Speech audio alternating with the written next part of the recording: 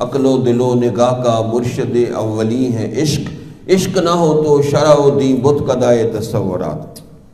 عشق کیا ہے کہ کسی چیز کے ساتھ آپ کو اتنی اٹیچمنٹ ہو جائے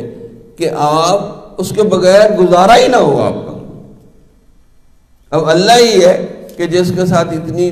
تیز محبت ہو کہ اللہ کے بغیر گزارا ہی نہ ہو بندے،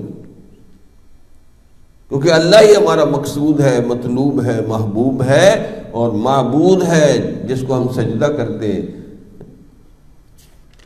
کہ اللہ کو ہم یہ عرض کریں کہ یا اللہ ہمارا تیرے بغیر گزارا نہیں ہے،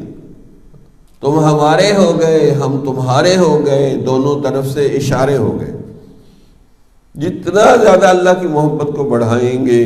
جتنا اللہ کے نام سے محبت کریں گے، اور خاص طور پہ جن چیزوں کی نسبت اللہ کی طرف ہے اس نسبت والی چیزوں سے بھی محبت کریں گے، تو تب آپ کو اللہ کی محبت کے کمالات حاصل ہوں گے۔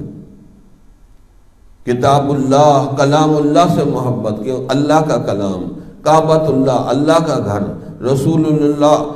اللہ، اللہ کے آخری رسول، اہل اللہ، اللہ سے محبت کرنے والے لوگ،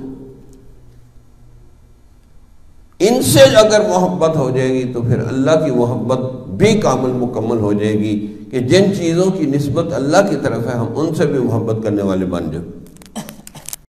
کس سے مانگے کہاں جائیں، کس سے کہیں